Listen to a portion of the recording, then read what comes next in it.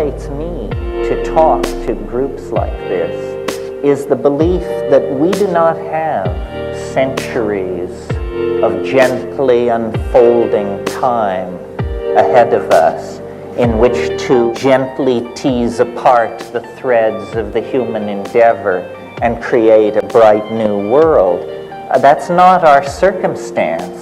This is a fire in a madhouse. And to get a hold on the situation, I think we are going to have to force the issue. Well, one way of forcing the issue, or a chemical definition of forcing the issue when you're talking about a chemical reaction, is catalysis. We want to catalyze consciousness. We want to move it faster toward its goals, whatever those goals are. Well, I believe that to the present moment, language, again in the broadest sense, speech, dance, musical composition, language has just been allowed to grow like topsy. It's been a kind of every man for himself situation. Now what we really need, as we see ourselves moving from one species among tens of thousands of species on this planet, over the past 10,000 years, we have redefined ourselves. And now, like it or not, we are the custodians of the destiny of this planet. Our decisions affect every life form on the planet. And yet, we are still communicating with each other with the extremely precise medium of small mouth noises mediated by ignorance and hate. And I was really deeply impacted by the Deepwater Horizon explosion and the subsequent toxifying of the Gulf Coast with millions of gallons of crude oil. Bush and Obama are both depicted in it because, as we know, both are equally complicit in the continuation of a two-tiered justice system. One where corporations like BP can poison the world's oceans, yet instead of getting punished, they're rewarded with more government contracts. We saw this in the wake of the spill, where BP continued to get government contracts. In fact, they were the Pentagon's main oil and gas provider.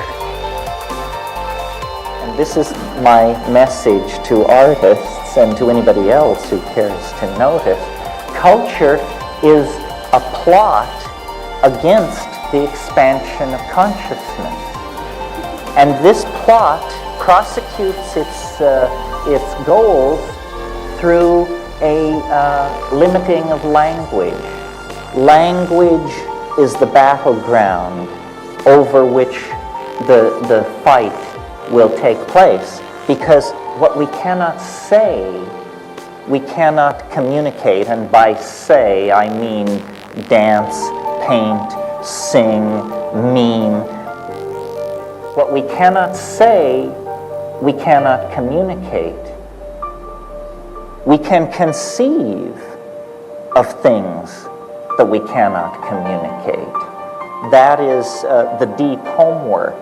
The psychedelic inner astronaut sees things which no human being has ever seen before, and no human being will ever see again. But in fact, this has no meaning unless it is possible to carry it back into the collectivity.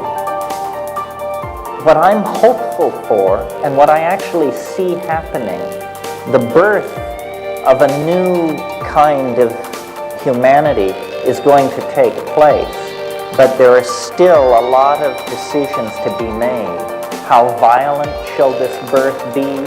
What toll shall it take upon our mother, the earth? What shape shall the baby be in when it finally is delivered?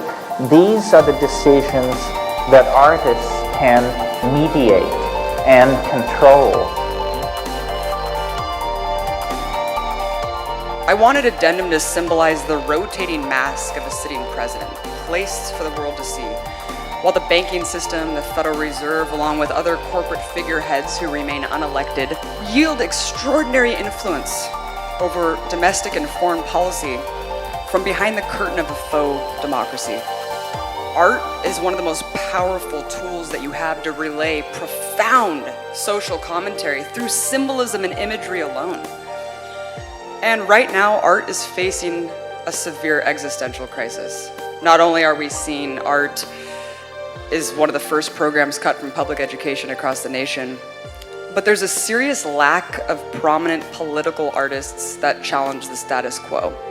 In a way, it's the poets that have failed us because they have not provided a song or sung a vision that we could all move in concert to. So now we are in the absurd position of being able to do anything, and what we are doing is fouling our own nest and pushing ourselves toward planetary toxification and extinction because the artists have not articulated a moral vision. The moral vision must come from the unconscious. I mean, I'm basically putting out a very exciting program for art, that art's task is to save the soul of mankind. If the artist cannot find the way, then the way cannot be found. We can transcend politics if we can put some other program in place. You cannot transcend politics into a void. And I believe that a world without ideology could be created if what were put in place of ideology were the notion of the good, the true, and the beautiful. You know, the three-tiered canon of the Platonic aesthetic. Now, as you know, biology runs on genes, and genes are the units of meaning of heredity. But we could make a model of the informational environment that is represented by culture, and in fact this is done. A word has been invented, meme. A meme is the smallest unit of meaning of an idea. Ideas are made of memes, and I think the art community might function with more efficiency in the production of visionary aesthetic breakthroughs if we would think of ourselves as an environment modeled after the natural environment, where we as artists are attempting to create memes which enter an environment of other memes that are in competition with each other, and out of this competition of memes, ever more appropriate, adapted, and suitable ideas can gather and link themselves together into higher and higher organisms. Now, in order for this to happen, there is an obligation upon each one of us to carry our ideas clearly, because in the same way that a gene must be copied correctly to be replicated, or it will cause some pathological mutation, a meme must be correctly replicated, or it will cause a pathological mutation. The muse is there. The dull maps that rationalism has given us are nothing more than whistling past the graveyard by the bad little boys of science. You only have to avail yourselves of these shamanic tools to rediscover a nature which is not mute, as Sartre said in a kind of culmination of the modern viewpoint. Nature is not mute. It is man who is deaf. I believe in a future where we can align ourselves together to expand and broaden our collective consciousness, and not just to advance and secure this planet's survival, but also to acknowledge that our lives are merely a blip in the planetary cycle of the universe. Life is about something greater than me, than you, than anyone. And sometimes it helps to realize how small we truly are in the grand scheme of everything. At the end of the day, the truth is the meaning of everything that I just showed you is really hard to articulate because language is so limiting. And art is really just a window into someone else's soul. And it's also a window into your own. Because all art is a question mark that only you know the answer to. But in the broader picture, the warped value system in which we live has conditioned us to consider art as something unattainable, as something unapproachable. Because the powers that be know that only through artistic expression and imagination, which go hand in hand, can we envision a better world and work to create one. If you're passionate about something, it is in part your responsibility to express that passion and reflect it in the medium that speaks most to you. So I implore all of you to heed the great Nina Simone's advice.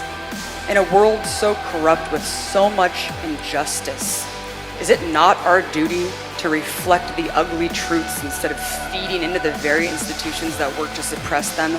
And is it not our duty to imagine something greater that we know is possible, that we all deserve for the sake of the planet, and relay that vision to change and inspire the world?